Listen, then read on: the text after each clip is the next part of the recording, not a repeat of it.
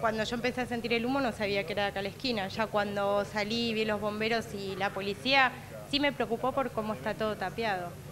Porque tenemos que explicar, las ventanas están tapiadas, ¿de qué manera? ¿No? Uno ve que están cerradas, pero bueno, hay distintas No, tiene capas. lo que es cemento, atrás del cemento tiene lo que es la cortina de metal, y atrás de eso, por lo que lograron romper, había también como una valla común.